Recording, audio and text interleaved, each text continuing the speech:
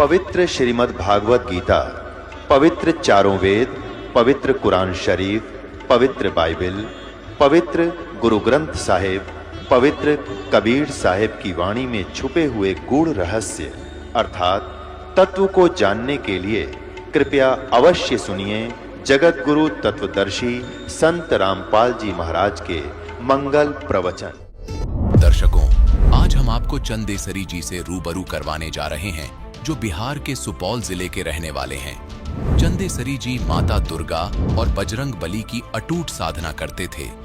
दर्शकों कहते हैं, यदि हनुमान जी की भक्ति की जाए तो कोई भूत प्रेत आपके निकट नहीं आता, परंतु चंदेसरी जी को सुनने के बाद ये बात झूठी साबित होती है। दर्शकों, हनुमान जी की भक्ति करते हुए भी चंदेसरी जी भूत प्रेत की बाधाओं से पीड़ित थे। फिर एक दिन चंदेसरी जी ने सभी साधनाओं को त्याग कर जगत गुरु संत रामपाल जी महाराज से नाम दीक्षा ले ली। आज ये मीडिया को जो बता रहे हैं उस पर विश्वास करना मुश्किल है। क्या संत रामपाल जी महाराज से नाम दीक्षा लेने के बाद इनकी प्रेत बाधा समाप्त हो गई? आइए जानते हैं चंदेसरी जी की कहानी उन्हीं की जुबानी। नमस्कार सर। नमस्कार सर। सर क्या नाम है आपका? चंदेसरी दास। सर कहाँ से हैं आप? डिस्ट्रिक्ट सुपौल बिहार से हैं सर। सर संत रामपाल जी महाराज से नाम दीक्षा आपने कब ली? संत रामपाल जी महाराज से दीक्षा हमने 2013 मार्च में ली। संत रामपाल जी महाराज से नाम दीक्षा लेने से पहले आप क्या भक्ति साधनाएं करते थे? संत रामपाल जी महाराज से नाम दीक्षा लेने से पहले हम सभी देवी देवताओं की भक्ति किया करते थे। माँ दुर्गा की भक्ति करते थे, काली की भक्ति करते थे और बजरंग बली का जो है मंगलवारी का जो व्रत होता है वो व्रत किया करते थे। तो फिर आप संत रामपाल जी महाराज की शरण में कैसे आए? संत रामपाल जी महाराज की शरण में हम ऐसे आए सर कि मेरे पास बहुत बड़ी समस्या आ चुकी थी। मेरी पत्नी को जो है प्रेत बाधा थी। वो प्रेत बाधा ऐसा था कि हमको 2 साल तक लगातार जो है एक दिन छोड़कर एक दिन हम अपनी पत्नी को जो है कभी उस तांत्रिक से, कभी इस तांत्रिक से, कभी उस ओझा गुनी के चक्कर में आते आते हम जो है परेशान हो गए थे, लेकिन वो ठीक नहीं हो रही थी। बहुत सारे जगह गए, लेकिन हमारी पत्नी का जो है वो भूत प्रेत का जो बाधा था वो ठीक नहीं हो रहा था। उसके दरमियान जो है हम बहुत से ऐसे डॉक्टर के भी पास गए कि क्या पता इनका जो है मानसिक बीमारी हो, इनसे इनका जो है दिमाग ऐसे ख़राब चल रहा हो, लेकिन डॉक्टर के पास भी जाने से हमको कोई लाभ नहीं मिला। और हम जो है ऐसे दिन पर दिन जो है परेशान होते गए और मेरी आर्थिक स्थिति जो है ख़राब होती गई। साथ में जो है हमारी लड़की जो थी, जो बचपन से उसको एस्नोफेलिया का शिकायत था, सांस का शिकायत था, उनको भी जो है हम डॉक्टरी ले जाते जाते परेशान थे। हफ्ते हफ्ते में उनको जो है डॉक्टरी ले जाते थे और दवाई लेकर आते थे, फिर भी नहीं ठीक होता था। मेरे छोटे लड़के था, उनको भी जो है छोटे डॉक्टर के पास ले जाते थे, लेकिन उनका भी इलाज नहीं हो पा रहा था। बड़े डॉक्टरों के पास ले जाना पड़ता था और 15-15 दिन पे करीब लगातार 2 साल तक ऐसे ही हमारी छोटी बड़ी लड़की और छोटे लड़के का इलाज चलता रहा। इस दरमियान हमारा जो है आर्थिक स्थिति बहुत कमज़ोर हो गया। कुछ दिन के बाद हमको जो है एक हमारे ही गांव में एक भगत जी हैं जो संत रामपाल जी महाराज से नाम दीक्षा वो लिए थे। उनके द्वारा जो है हमको एक पुस्तक मिला जिसका नाम था सचखंड का संदेश। उस पुस्तक को पढ़ने के बाद उसमें जो सृष्टि रचना जो लिखा हुआ था, उस सृष्टि रचना को पढ़ने के बाद हमको ऐसा लगा कि हम जो भक्ति कर रहे हैं, इन सारे 33 करोड़ देवी देवताओं की जो भक्ति कर रहे हैं, इनसे हमको जो लाभ नहीं मिल पा रहा है। इसका मुख्य कारण यही है कि सृष्टि के दरमियान जो है इसमें बताए हैं कि ये तो 33 करोड़ देवी देवता है और पूर्ण परमात्मा जो है कोई और है।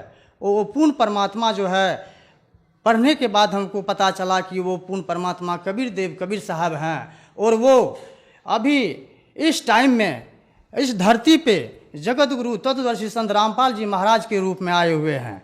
तब हमको जो है ज्ञान हो गया और हमारे अंदर ये प्रेरणा हुई कि हम भी जगत गुरु तत्वदर्शी संत रामपाल जी महाराज के शरण में क्यों न चले जाएं, इस परेशानी से भी छुटकारा मिल जाएगा। तो हम भगत जी 2013 में मार्च में जगत गुरु तत्वदर्शी संत रामपाल जी महाराज के शरण में गए। सर, संत रामपाल जी महाराज से नाम दीक्षा लेने के बाद क्या आपको कोई लाभ भी मिले?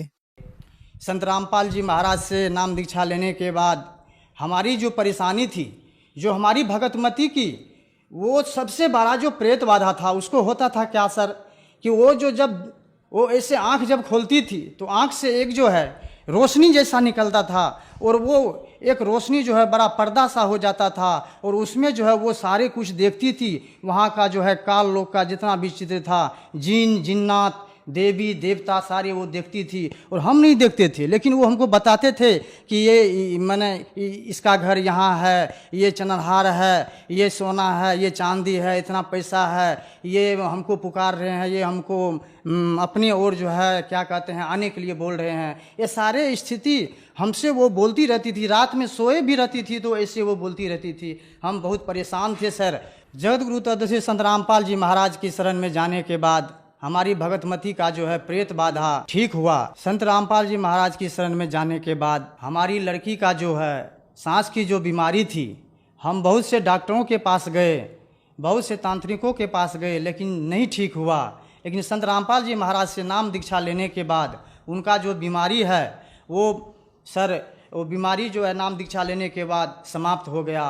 और हमारी छोटे लड़के का जो बीमार रहते थे हर हमेशा 15-15 दिन पे वो जाते थे हॉस्पिटल का चक्कर लगाते थे, उनका भी जो है संत रामपाल जी महाराज की कृपा से नाम दीक्षा लेने मात्र से ही जो है उनका भी जो है बीमारी दूर हो गया। उनको जो है ऐसे क्या कहते हैं बुखार आता था, सर्दी खांसी रहती थी, वो ठीक नहीं हो रहा था। बड़े बड़े डॉक्टर के पास गए थे लेकिन वो जल्दी ठीक नहीं हो रहा था। लेकिन संत रामपाल जी महाराज की शरण में जाने के बाद हमारे छोटे लड़के का भी वो बीमारी ऐसे छू मंतर हो गया। मेरी मम्मी को माइग्रेन की बीमारी थी, उनका जो है सिर का दर्द कभी समाप्त नहीं होता था। धूप में वो नहीं जा पाती थी, नहीं कोई काम कर पाती थी और वो परेशान रहती थी। बड़े बड़े डॉक्टरों के पास गए लेकिन कोई इलाज नहीं हो पाया, बहुत रुपया भी खर्चा किए लेकिन उनसे कुछ लाभ नहीं हुआ।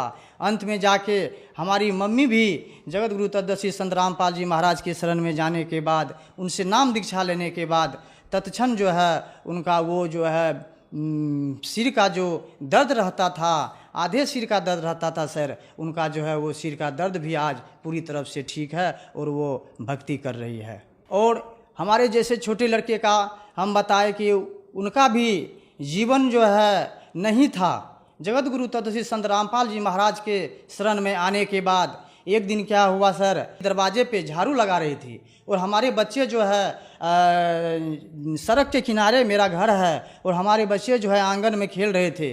वो बहुत जोर से जो है दौड़ लगा के वो सड़क की ओर भागा। जैसे ही भागा आगे से एक गाड़ी आ रही थी, टेम्पू आ रही थी। अचानक टेम्पू और मेरे बच्चे का आपस में बहुत ज़ोर से टक्कर हो गया। टक्कर होने के बाद वो टेम्पू जो है एकाएक वहीं का वहीं जो है रुक गया। वो टेम्पू वाले को ये नहीं मालूम हुआ कि हम कैसे ब्रेक लगाए, क्या हुआ, हमारी टेम्पू कैसे क्यों रुक गई। और हमारे बच्चे जो है ठोकर खा के उधर जो है क्या कहते हैं गिर गया। गिरने के बाद जो है हमको आवाज़ लगाई पत्नी कि बच्चे मर गया, क्या हुआ देखिए। हम आंगन से जैसे ही दौड़ लगा के बाहर आए, देखते हैं वो लड़का उठ के खड़ा हो गया और वो दौड़ लगा के हमारे डर से जो है वो कहीं दूर भाग गया।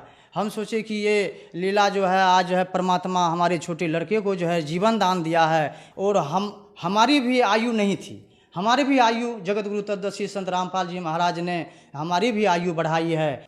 जहाँ पे काम करते थे गांव में, तो वहाँ पे 2 मंजिल का मकान था और वहाँ पे हम जो है काम करते और जिस दिन हमारी मृत्यु होनी होती थी उससे पहले हमको परमात्मा ने वहाँ पे बुला लिए। वहाँ पे जो हम सेवा कर रहे थे, सेवा करने के बाद जो है वहाँ पे जब पूरी आश्रम तैयार हो गई, लास्ट में जो है हम एक पानी का टंकी रख रहे थे। माई वाली बाथरूम बनी थी, उस पे पानी का टंकी रख रहे थे।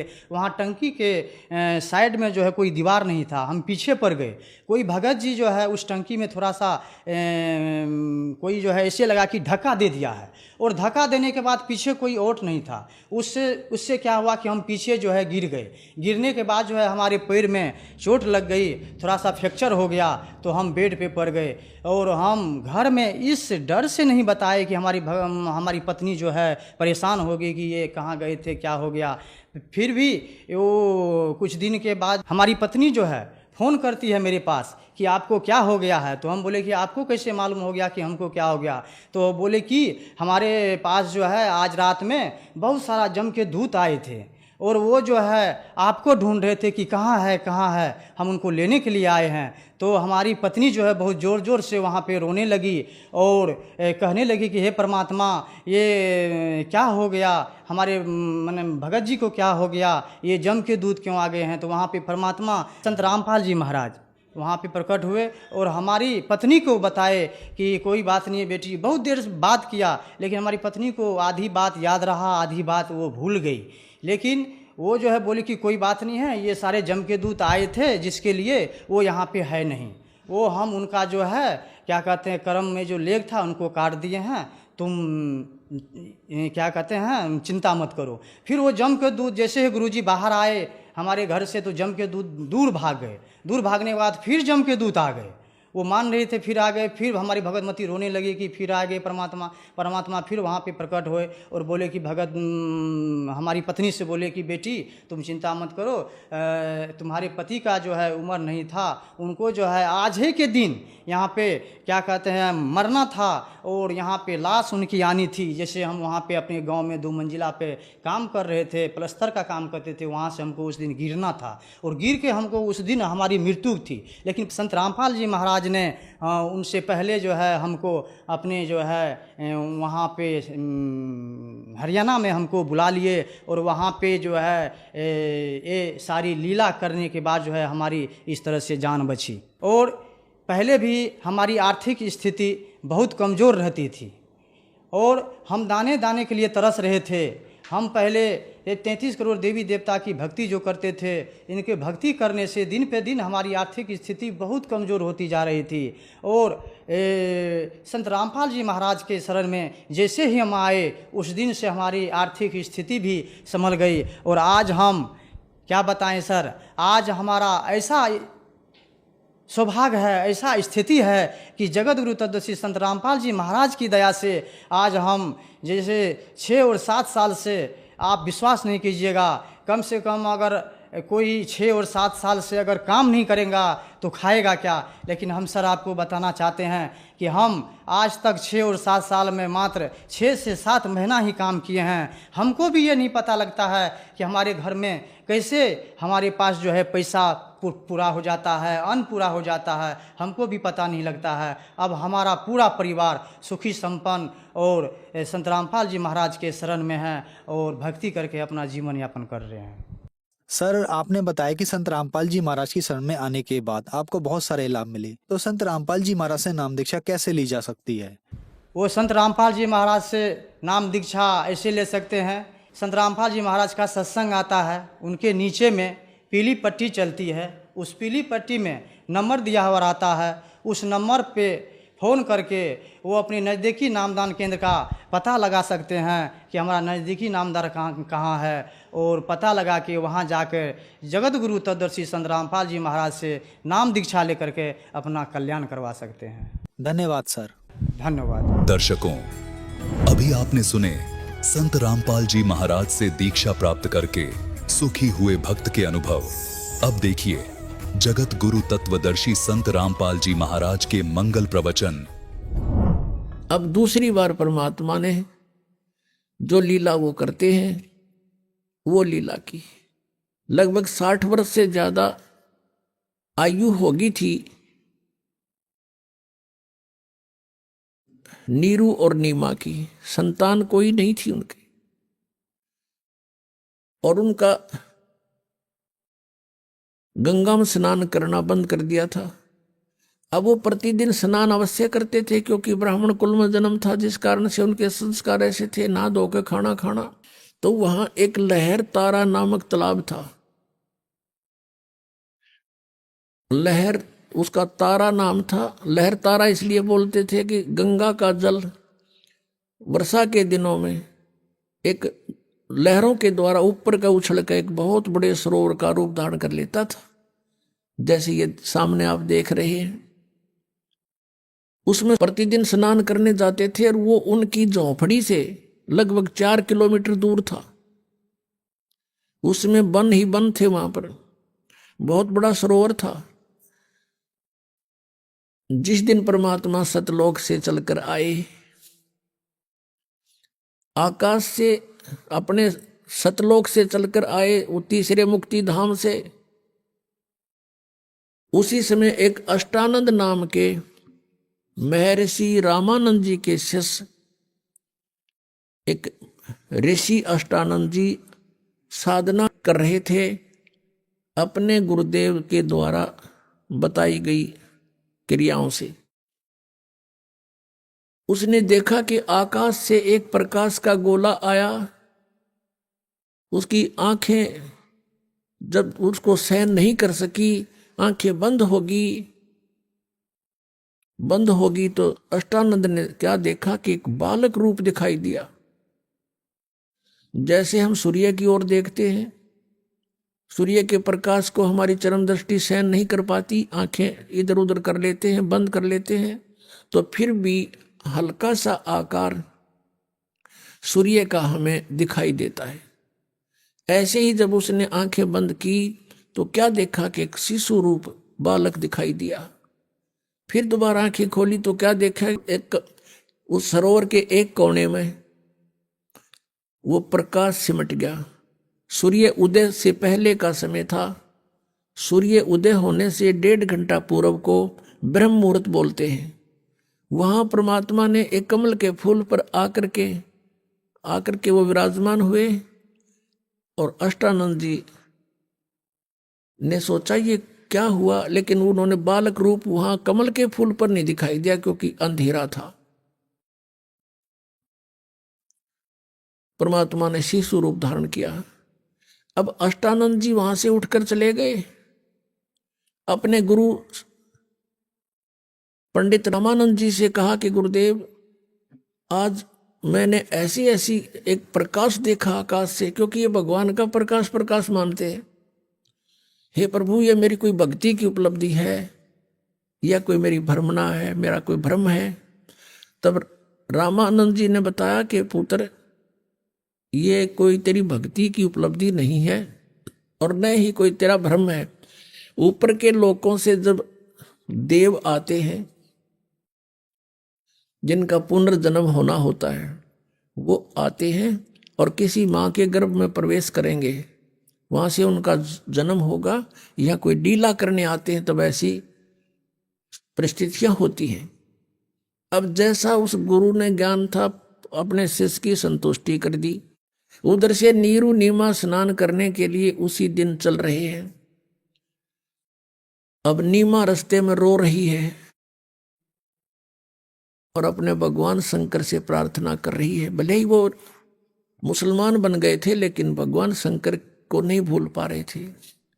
वैसे तो पुण्यात्माओं, ये जो मोहम्मद जी थे, हजरत मोहम्मद, ये शिवलोक से आए थे, एक बहुत अच्छी आत्मा थी, गण थे, उनके पिछले संस्कार अच्छे थे, उनके कारण ये वहाँ जन्म हुआ। उनमें शक्ति भक्ति थी और जिस कारण से एक अलग से भक्ति विधि उन्होंने चलाई। अब क्या बताते हैं कि वही मोहम्मद, वही महादेव, वही आदम, वो ब्रह्मा, गरीबदास दूसरा कौन है, देखा अपने घर में। वही मोहम्मद, वही महादेव, क्योंकि महादेव के ही ये पुजारी थे। और वही आदम, वही ब्रह्मा। आदम जी जो हैं, बाबा आदम, ये ब्रह्मा जी के अवतार थे, उनके लोक से आए हुए थे। और दास गरीब दूसरा कोई नहीं देखा अपने घर में, यानी यहाँ अपने कमलों के अंदर। आप देखो, तुम्हारी अगर भक्ति ठीक हो जाए, आपको पता लग जाएगा कि उस लोक में, जब आप ब्रह्मा के लोक में जाओगे तो सारी हिस्ट्री लिखी होगी आपके सामने कि आदम रूप में कौन प्राणी गया था यहाँ से। फिर वो क्या होते हैं कि वहाँ से भक्ति युक्त आते हैं, नीचे आकर उनके संस्कार कमजोर हो जाते हैं, आशीर्वाद दे गए।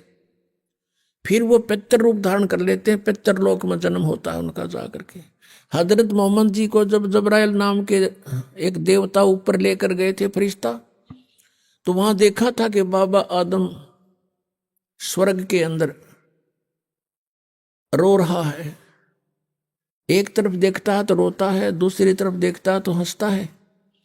तब हजरत मोहम्मद के पूछने पर जबरील ने बताया कि ये बाबा आदम है और ये रो इसलिए रहा है कि इसकी नकम्मी संतान जो थी वो गलत काम करते थे, आज नरक में पड़े हुए, उनको देखता है तो रोता है। अच्छी संतान इसकी थी, वो स्वर्ग के अंदर है, स्वर्ग की तरफ देखता है तब ये हंसता है। अब वो बाबा आदम वहां भी दुखी। तो कहने का भाव ये है कि ये सभी हमारे संस्कार मिले जुले हैं, हम कोई अलग कोई नारे हम नहीं हैं, लेकिन इस काल ने हमें कई भागों में बांट दिया, अब इनको फिर धीरे धीरे एक होना है। तो कहने का भाव ये है, जो प्रसंग चल रहा है कि भगवान शिव को बहुत याद करती थी, अब नीमा रो रही है, अंदर से पुकार रही है कि हे भगवान, हे शिव जी महाराज, अपनी दासी को भी एक लाल दे दो, मेरा भी समाज में सिर हो जा, समाज के अंदर मुझे भी जीने का राह मिल जावे। हमें तो देखते ही लोग ये कहते हैं ये तो मनहूस आ गए हैं, इनकी तो शक्ल भी ना देखो। ऐसा कहकर बुरी तरह रो रही है। नीरू ने कहा, नीमा, यदि हमारे भाग्य में होता तो भगवान दे देते, अल्लाह दे देते हमें, लेकिन हमारे भाग्य में नहीं है। और तू ना रोया कर बार बार, तेरी आंखें फूट जाएंगी, बुढ़ापे का सहारा है नहीं, आंखें से तुझे दिखना बंद हो जाएगा, तो ज्यादा दुखी हो जाएगी, बार बार मत रोया कर। ऐसे कहते बतलाते वो उस स्थान पर पहुंच गए जहां प्रतिदिन स्नानार्थ जाया करते थे। जून का महीना, ज्येष्ठ सुदी पूर्णमासी, सन 1398, संवत 1455, ये गर्मियों के दिन उत्तर प्रदेश काशी बनारस की बात है। अब पहले नीमा ने स्नान कर लिया, उस तालाब में स्नान करके वो बाहर आ गई। वो जो उधर से नीरू स्नान करने के लिए प्रवेश कर गया, उसी घाट पर कच्चा सा स्थान था। नीमा जो कपड़ा बांध कर नहाई थी, उसको धोने के लिए, कपड़े चेंज करके उसको धोने के लिए पुनः गई वो सरोवर के किनारे। उस समय तक कुछ रोशनी सी हो गई थी। सुबह ब्रह्म मुहूर्त की बातें हैं। इतने धीरे धीरे वहां सुबह थोड़ी किरणें सी, थोड़ी रोशनी सी हो गई थी, जैसे सुबह सुबह कुछ ऐसा दिखने लग जाता है। तो नीमा ने क्या देखा कि कमल के फूल के ऊपर एक पैर हिल रहा है। उसने सोचा कोई सर्प ना हो और मेरे पति को डस ना ले। उसने गौर से देखा, बहुत ध्यान से देखा। क्या देखा कि बालक एक पैर को तो ऐसे हिला रहा है, ऐसे ही हिला रहा, पैर मार रहा है। उसने देखा है तो बालक है, और कमल के फूल पर। अपने पति से कहा, जो वहीं थोड़ी सी दूरी पर स्नान कर रहा था, कि देखना जी, देखियो कमल के फूल पर बालक है, बच्चा है, इसको उठाइयो, डूबेगा। अब नीरू स्नान कर रहा है ऐसे ऐसे करके। उसने सोचा ये तो मेंटल होली। अब इसने जल के अंदर भी बच्चे दिखने लगे और नो कहे भगवान इसने सद्बुद्धि दो। फिर वह फिर जोर से कसक से कहती है, जी सचमुच देखना, देख डूब गया। तो उसने सोचा भी देखते लूं। जिधर वो संकेत कर रही थी, ध्यान किया तो सचमुच कमल के फूल पर बालक है। उसने तुरंत उठा लिया, उस कमल के फूल समेत उस बालक को उठा के अपनी पत्नी को थमा दिया। अब वो नीमा उसको लेकर परमात्मा को किनारे पर आ गई और नीरू नहाने लग गया। वो स्नान कर ही रहा था। अब नीमा परमात्मा को, वो तो परमेश्वर आए हुए थे, अपना आत्मा जिस मालिक का नाम लेते हैं, रोम रोम करना जाते हमारे, जिसकी खोज में हम युगों से लगे हुए हैं। और वो परमात्मा उस बहन की गोदी में एक बालक रूप बना के, अब जो आनंद उस माई को महसूस हुआ होगा, जिसके नाम से आनंद होता है, जिसको आसपास वो हमारे हो तो उसको कितना सुख होगा। अब ये तो वो माई ही व्याख्यान कर सकती है, वही वर्णन कर सकती है, उसके पास भी जुबान नहीं होगी। लेकिन पुत्र मोह, मालिक की कृपा, इतना सुंदर बालक, उसको देख देख कर कभी उसको प्यार करती है, मुंह चूमती है, सीने से लगाती है और शुक्र मनाती है अपने शंकर भगवान का। हे भगवान, आज ही हृदय से पुकार की थी, आज ही भगवान आपने मेरी सुन ली। अब यहाँ बताते हैं कि जगत का पेखना पेख्या, धड़ी का नाम ना लेखा। इन ब्रह्मा विष्णु महेश हर के 9 नंबर बना करते आ तरह खुद भगवान, अन्यों के शिव जी ने दे दिया। अब हम ऐसे ही अभी तक भ्रमित रहे। अब थोड़ी देर के बाद स्नान करके वो नीरू बाहर आया।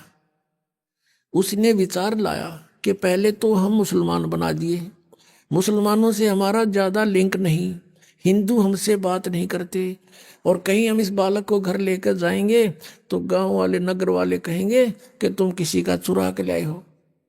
हम कहेंगे कमल के फूल पर मिला, हमें कहेंगे झूठ बोलते हो, कमल के फूल पर बालक हो ही नहीं सकता, और हमारा उलिया बिगाड़ेंगे, बालक को छीन लेंगे, पूछेंगे कहाँ इनकी माता पिता, वह रो रही होगी, तुम चुरा कर लाए हो किसी का।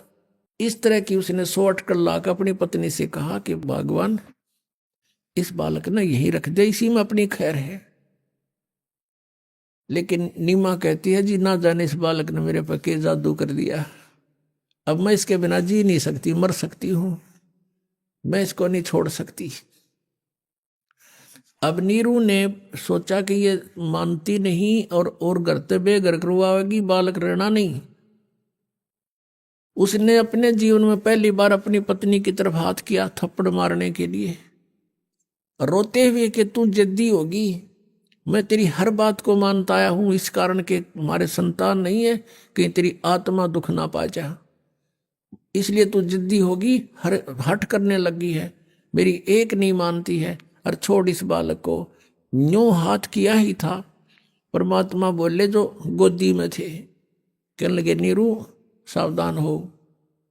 अब नीरू रुक गया, डर गया कि कोई भूत है, प्रेत है, कि फरिश्ता है। बालक बोल पड़ा और कहा कि मुझे घर ले चलो, तुम्हारा कोई आपत्ति नहीं आएगी, मैं तुम्हारे लिए आया हूं।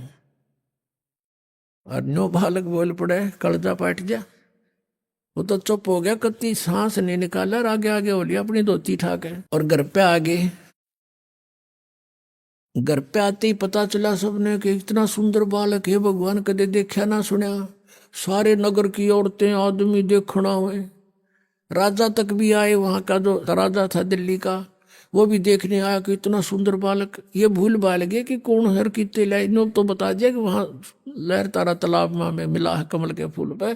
फिर परमात्मा की लीला थी, किसी के मन में दूसरी भावना नहीं आने दी। जैसे तुलसीदास जी ने श्री रामचंद्र जी की लीला को लाखों वर्ष के बाद एज इट इज चित्रार्थ कर दिया अपनी लैंग्वेज में, चौपाइयों के माध्यम से, श्लोकों के माध्यम से। और ऐसे ही गरीबदास साहिब जी को परमात्मा मिले थे सन 1727 में, गांव छुड़ानी, जिला झज्जर, हरियाणा के अंदर। और वहां से उनकी आत्मा को सचखंड और ऊपर के सारी व्यवस्था, अपनी शक्ति, अपनी सामर्थ्य, अपने सतलोक में जहाँ वो मालिक रहते हैं तीसरे स्थान पर, वो सबसे परिचित करा के उनको वापस छोड़ा था, और उनका ज्ञान योग खोल दिया था, उनको दिव्य दृष्टि दे दी थी। उस पिछली घटनाओं को गरीबदास साहिब जी ने वहाँ बैठे देख देख कर चलचित्र की तरह देख रहे थे और बोल रहे थे, और लिखने वाला लिख रहा था। उस वाणी को दास आपको सुनाता है। उसके अंदर कितनी प्यारा व्याख्या की है। रामानंद आनंद में काशी नगर मंझारे, देश द्राविड छोड़ कर वो आए पुरी विचार। यानी भारतवर्ष में इस काशी शहर की बहुत महिमा है, बहुत प्राचीन महिमा है। और काशी शहर के ब्राह्मण लोग ऐसे ठग हो गए थे, दुनिया को भ्रमित करते थे, ऊत बूत की पूजाएं बताते थे, जंतर मंत्र आधारित कर दिया था। महर्षि रामानंद ये ब्राह्मण थे, इन्होंने देखा उस पवित्र नगरी का हाल, तो वहां आकर रहने का विचार किया कि इन लोगों का कुछ उत्थान करूं, उद्धार करूं, इनकी बुद्धि उठाऊं, वेदों और गीता और पुराणों के आधार से इनको साधना बताऊं। तो स्वामी रामानंद जी ने भी बहुत सा सुधार करने की चेष्टा की। 1400 शिष्य बना दिए ऋषि के, तुम वेदों पुराणों का प्रचार करो, जैसा भी उनको ज्ञान था वो ज्ञान दिया। तो रामानंद जी भी वहां आ चुके थे।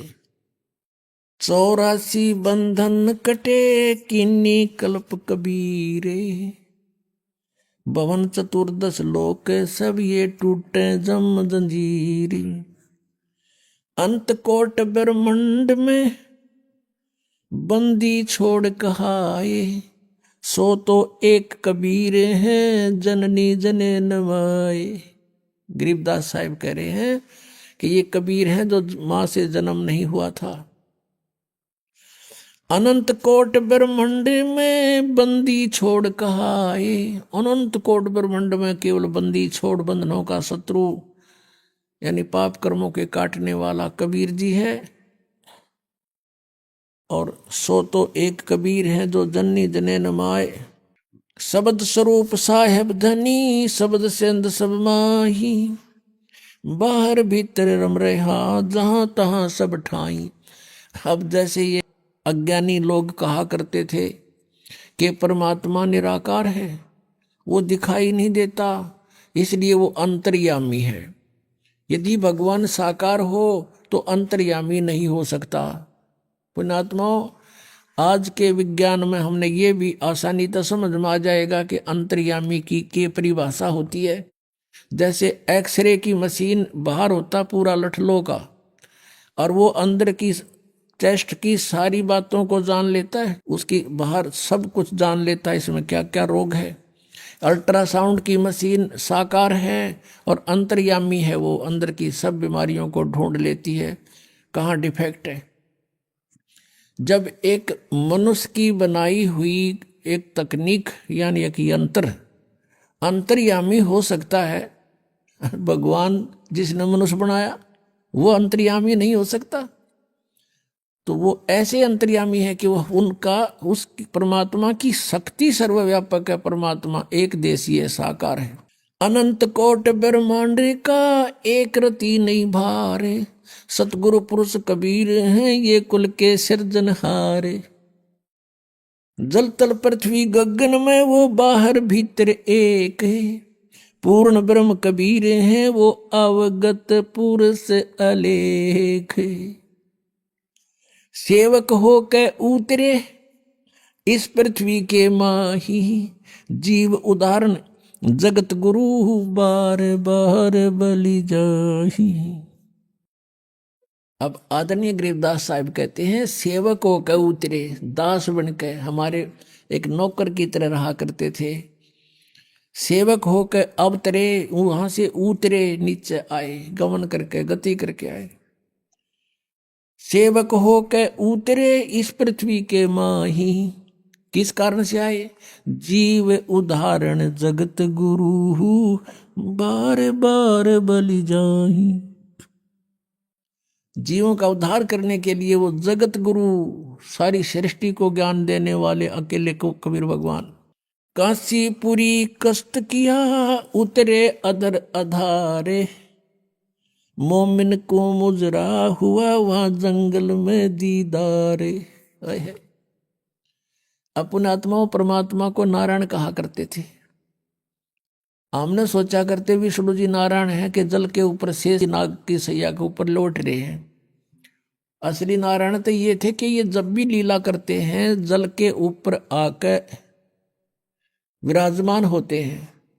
इसके विषय में वेद क्या बताते हैं देखिएगा। पुणात्माओं, वेदों में भगवान की महिमा है और परमात्मा जो लीला करता उनकी जीवनी इन वेदों में, ग्रंथों में विद्यमान है। देखिएगा यजुर्वेद, इसका अनुवादक है वेद मूर्ति तपोनिष्ठ पंडित श्री राम शर्मा आचार्य, अनुवादक है इसका। ये संपादक ये वही है श्री राम शर्मा जी। प्रकाशक हैं ब्रह्म वर्चस शांति कुंज हरिद्वार उत्तरांचल में। इसमें देखिएगा ये है 13 अध्याय 13वां अध्याय। इसके दूसरे मंत्र में इसमें अर्थ किया इसने कि जल के पृष्ठ यानी जल पर उत्पन्न अथवा जल को धारण करने वाले हैं। ये अनजानते थे ही, अड़ंगा थोड़ा कर दिया करते थे, फिर भी सच्चाई नहीं छुपी। ये है कि आप जल के पृष्ठ यानी जल के ऊपर उत्पन्न होते हैं, इसका अर्थ है जल पर उत्पन्न होते हैं। इनको अनुवाद नहीं करना है तो वही बात समझ लो कि जैसे कोई फॉरनर हिंदी सीख ले और वो फिर रामायण ले जावे यहाँ से अपने देश में, और उन दूसरे अंधकतीय ना आती हिंदी, वो खुद हिंदी जानने वाला और रामायण की कथा से वो परिचित नहीं, अनुवाद फिर अड़ंगाई करेगा उसका, वो कुछ भी ना करना उसने। तो ऐसा कर रखा है इन्होंने।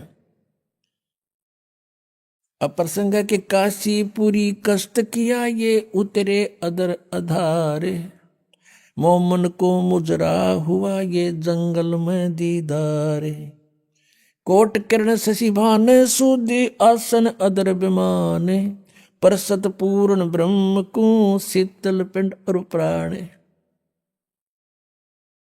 कहते हैं कोट किरण शशि भान शुद्ध है, इतना सुंदर शरीर परमात्मा का। कहते हैं और परसत पूर्ण ब्रह्म को शीतल पिंड और प्राण है।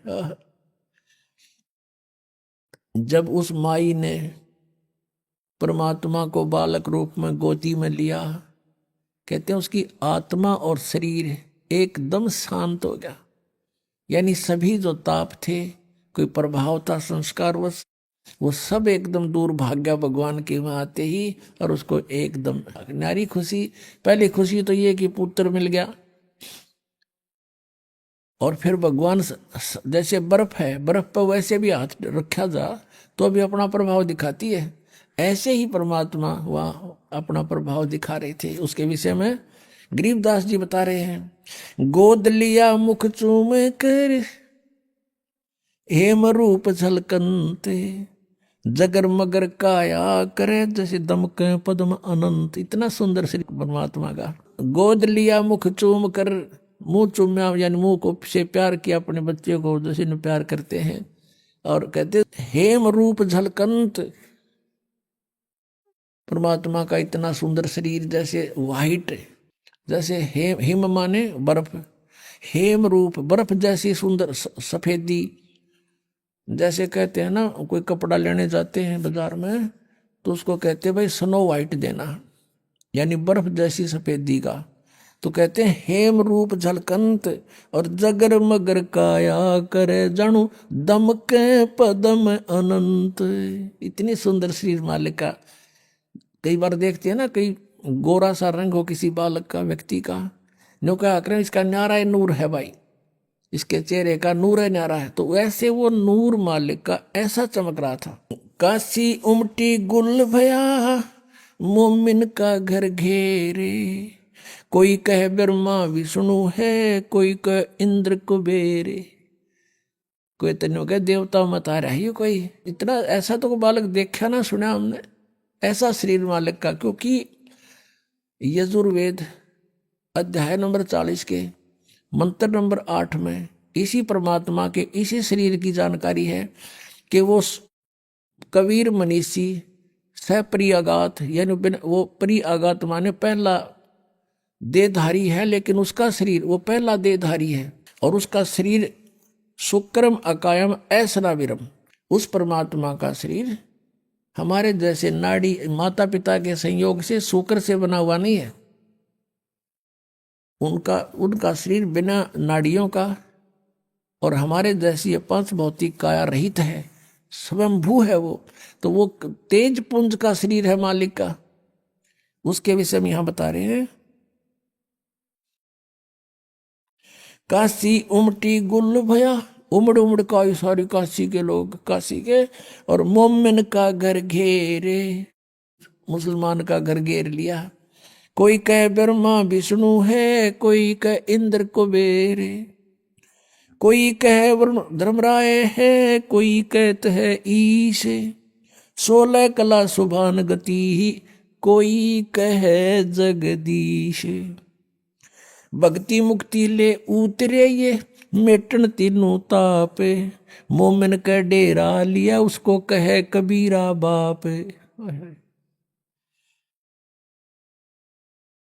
कहते हैं भक्ति और मुक्ति लेकर वह उतरे थे भगवान, अपने सतलोक से चल कर आए थे।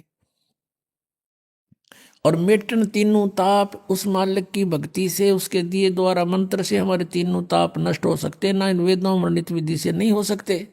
वो पांचवा वेद देने आए थे। और मोमिन का डेरा लिया कहे कबीरा बाप। एक मुसलमान के घर डेरा ला लिया, वहां आकर विराजमान हो गए, रहने लगे, और फिर उसको बाप कहे, उस नीरू को पिताजी, बाबू, बापू, जो भी भाषा थी।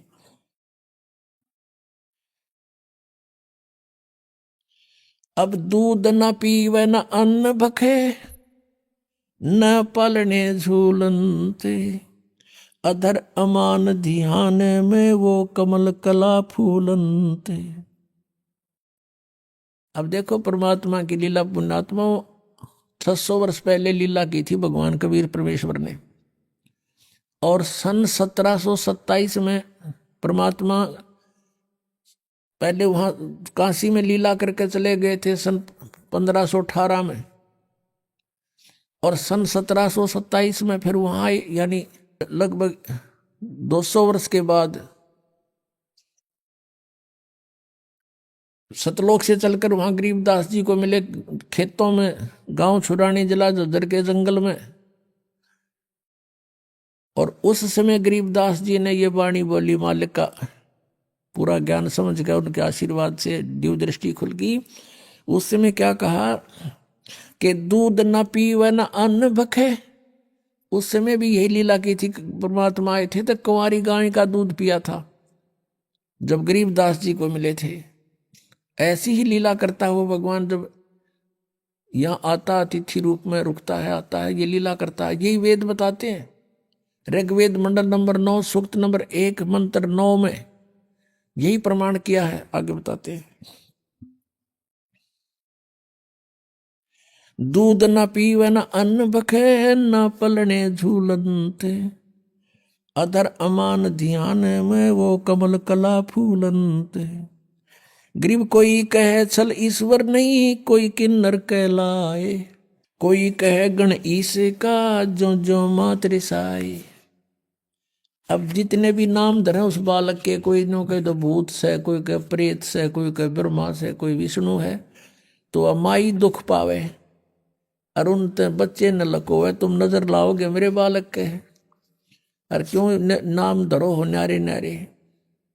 खलक मुल्क देखन गया वहां राजा प्रजारीत, जम्बू दीप जिहाने में वो उतरे शब्द अतीत।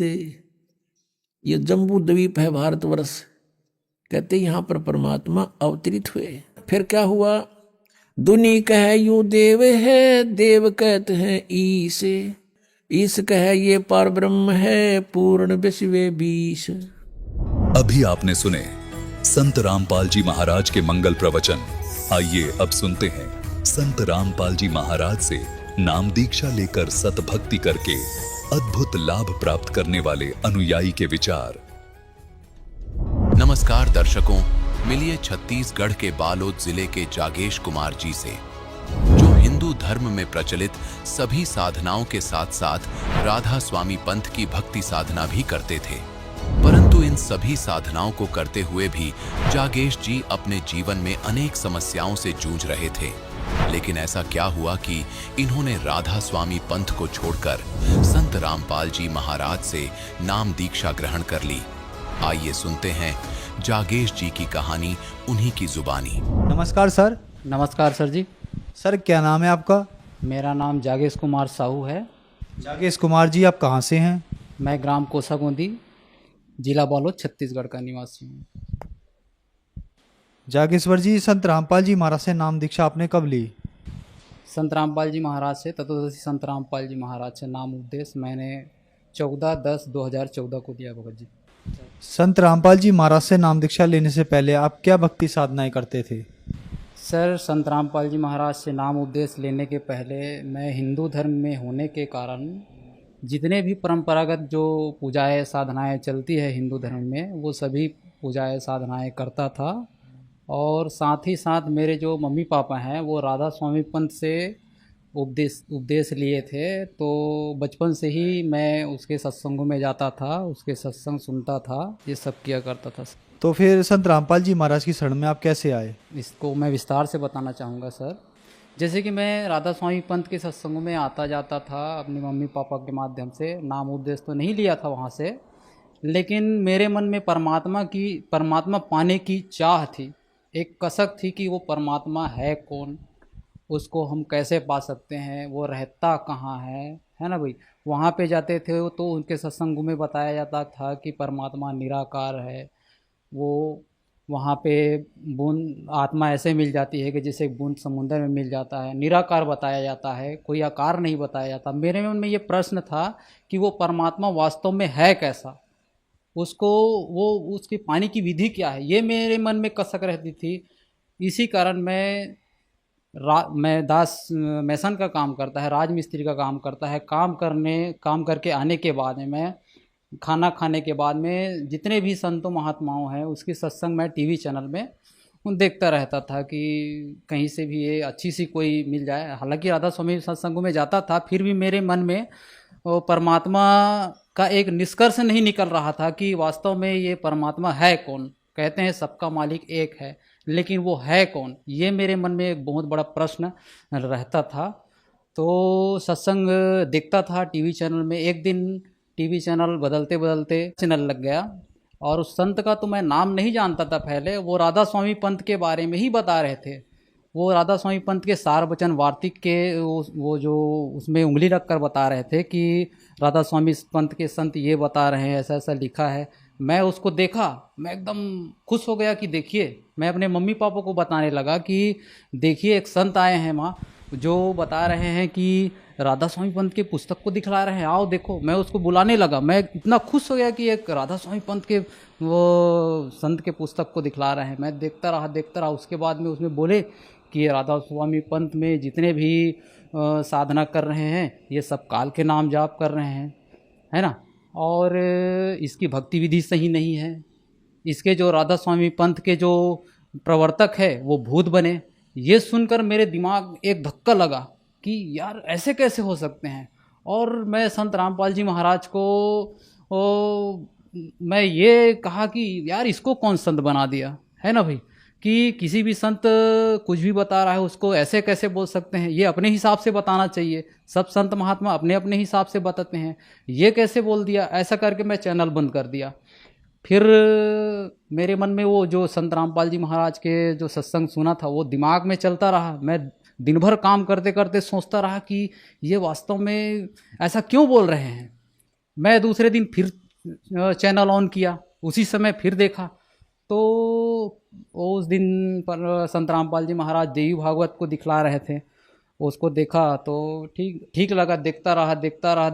एक दिन फिर उसी समय आया, फिर बता रहे थे राधा स्वामी पंथ के बारे में। मैं उस दिन ठान के बैठा था कि आज मैं देखूंगा कि ये संत आखिर ये क्यों कह रहे हैं। कहीं ना कहीं इसके पीछे कुछ तो वजह होगी। अगर आखिर कोई संत किसी को ऐसा क्यों कहेंगे। तो देखता रहा। जब देखा सर कि शुरू से लेकर अंत तक के बताया, पूरा प्रमाण के साथ बताया, सभी संतों महात्माओं की वाणियों से मिलान करके बताया, तब मैं अपने कलेजों को पकड़ के बैठ गया भगत जी। और मेरे आँख से आंसू नहीं थमा। हे मालिक, आप यहाँ बैठे हैं परमात्मा। मैं आपको कहाँ नहीं खोज रहा था मालिक, आप तो यहाँ बैठे हैं परमात्मा। मैं अपने आप को रोक नहीं पाया। मैं कुर्सी पे बैठे बैठे संत रामपाल जी महाराज का सत्संग सुनते रहा और उसमें मेरे को पूर्ण रूप से प्रमाण के साथ गुरुजी ने सत्संग में विस्तार से बताया और मैं अपने आप को रोक नहीं पाया। और मैं 14/10/2014 को संत रामपाल जी महाराज की शरण में जाकर नाम उपदेश लिया। सर जैसे कि संत रामपाल जी महाराज से जो भी श्रद्धालु नाम दीक्षा लेते हैं तो उनको लाभ तो ज़रूर होते हैं, तो क्या आपको भी कुछ ऐसा लाभ हुई? हाँ सर, संत रामपाल जी महाराज से पहले हम नाम उपदेश नहीं लिए थे तो भक्ति कर रहे थे, उससे हमको लाभ और हानि का तो पता ही नहीं था। लाभ और हानि का पता जब चला जब हम संत रामपाल जी महाराज से नाम उपदेश लिए। संत रामपाल जी महाराज से नाम उपदेश लेने के बाद अनेकों लाभ हुए भगत जी। उसमें से मैं आपको थोड़ा लाभ बताना चाहूँगा, क्योंकि ज़्यादा बताऊँगा तो आपके पास समय नहीं है, तो थोड़ा लाभ बताना चाहूँगा। जैसे कि ये दास मेसन का काम करता है। थोड़ी दिन हुए थे मेरे को संत रामपाल जी महाराज से प्रथम नाम उपदेश लेकर आए हुए।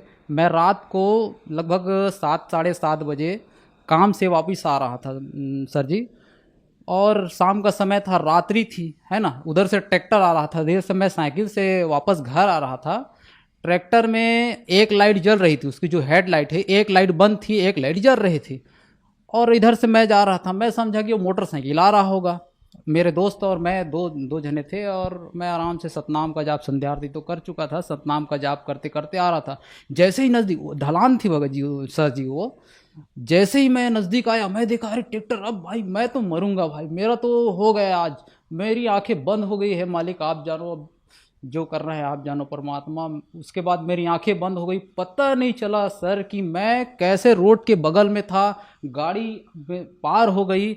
जब मेरी आंखें खुली तो यार मैं कहाँ हूँ, मेरे मन में ऐसा धक्का लगा कि हे मालिक, आप आज आपकी शरण में अगर मैं नहीं होता तो उस दिन मेरी जान निश्चित ही जानी थी सर। ये परमात्मा ने मुझे जीवन दान दिया। उसके बाद में मैं इतना काम करता था, राजमिस्त्री का काम करता था, हम सभी लोग काम करते थे।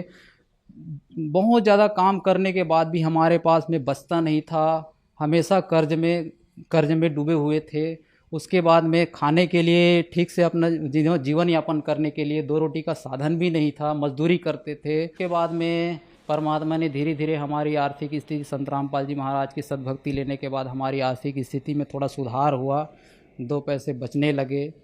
और दास का छोटा बच्चा था, उसको बहुत शारीरिक रूप से परेशानी थी, वो हमेशा तबीयत ख़राब, एक का तबीयत ख़राब होता था उसको हॉस्पिटल ले जाते थे, उसका ठीक होता था उसको हॉस्पिटल ले जाते थे। जितने भी हम मजदूरी करते थे, जितने भी कमाई आता था, केवल हॉस्पिटल में ही जाता था, 1 पैसा बचता नहीं था।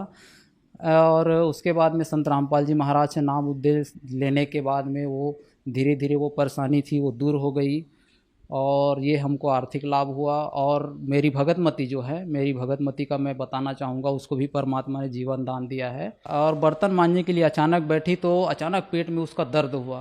पहले से ऐसे कोई दिक्कत नहीं था, अचानक काल का दाव लगा, पेट में दर्द हुआ। उसके बाद में उसके पेट की जो बच्चेदानी का जो नस है वो फट गया सर। फटने के बाद ब्लड जमा हो गया, वो दर्द के मारे कर्राने लगी, क्या करूं। रात के 9:30 बज चुके थे, 10 बज चुके थे। मैं डॉक्टर के पास, अपने गांव में जो डॉक्टर है उसके पास ले गया, वो दर्द की दवाई दी, उसको खिला दिया। वो रात भर दर्द के मारे कर्राने लगी, कर्राते बेहोश हो गई। हॉस्पिटल ले जाने के बाद डॉक्टर के पास ले गया, डॉक्टर ने बोला कि इसको सोनोग्राफी करना पड़ेगा, सोनोग्राफी करने के बाद ही हम कुछ बता सकते हैं। मेरी भगतमती बेहोश थी, हम लोग संत रामपाल जी महाराज से उपदेश ले चुके थे, मेरी भगतमती बेहोश थी। उसके बाद डॉक्टर बोले कि इसके जो पेट की जो नस है, बच्चेदाने का जो नस है वो फट चुका है, और उसमें से ब्लड निकल के आप इसके पेट में जमा हो रहा है। अगर इसको ऑपरेशन अभी नहीं तो इसकी जान जा सकती है। उसकी जान को बचाने के लिए हमको उसका ऑपरेशन तत्काल करना पड़ेगा। तो मैं बोला ठीक है सर, अब ऑपरेशन करना पड़ेगा तो आप ऑपरेशन कीजिए। अब मैं क्या करूं, मेरा दिमाग काम नहीं कर रहा था, अचानक ऐसा हुआ। तो मन ही मन परमात्मा की याद आई, परमात्मा तत्वदर्शी संत रामपाल जी महाराज की याद आई।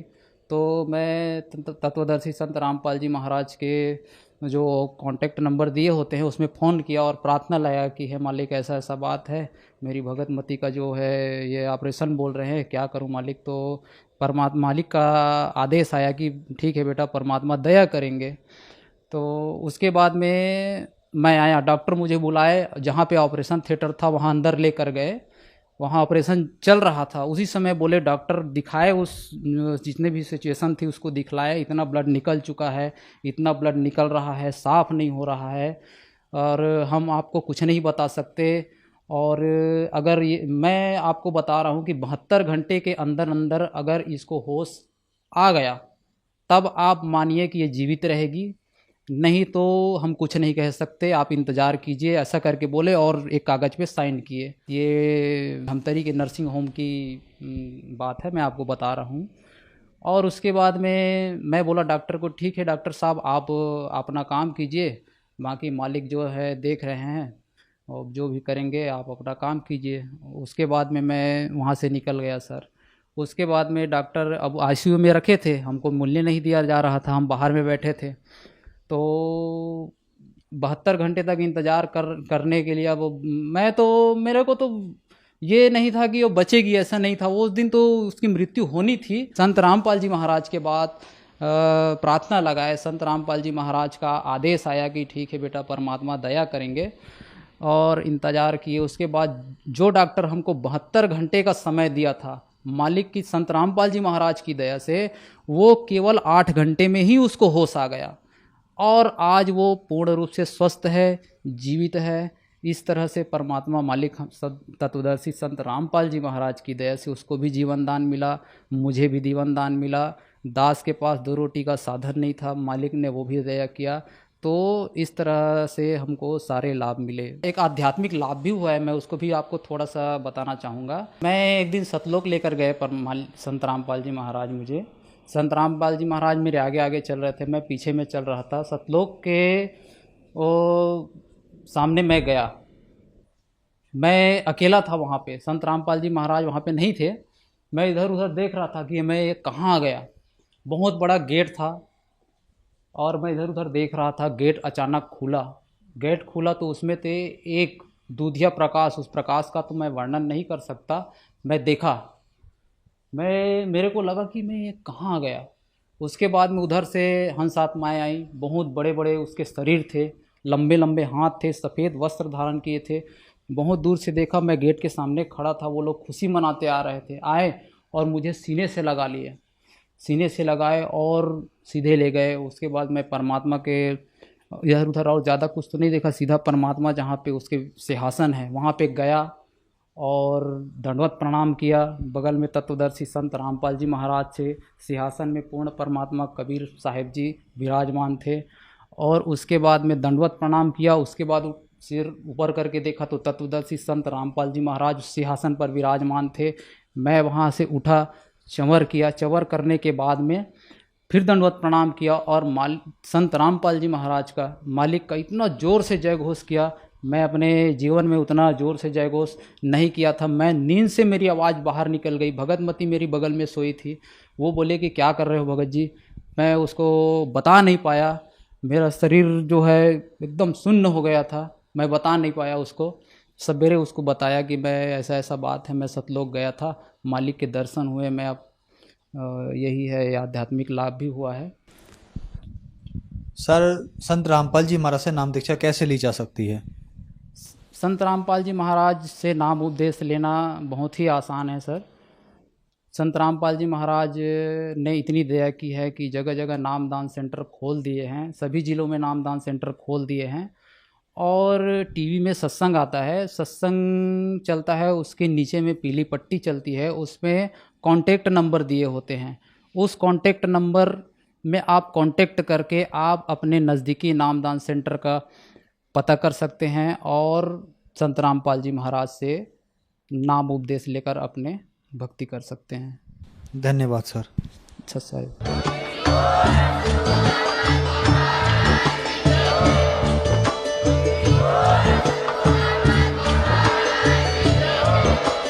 आप सुन रहे थे जगत गुरु तत्वदर्शी संत रामपाल जी महाराज जी के मंगल प्रवचन। अधिक जानकारी के लिए विजिट कीजिए हमारी वेबसाइट www.jagatgururampalji.org। संत रामपाल जी महाराज जी के शुभ आशीर्वाद से पूरे विश्व भर में 500 से भी ज्यादा नाम दीक्षा केंद्र हैं, जिन पर संत रामपाल जी महाराज जी द्वारा ऑनलाइन निशुल्क नाम दीक्षा दी जा रही है। अपने नजदीकी नाम दीक्षा केंद्र का पता करने के लिए संपर्क करें 8222880541।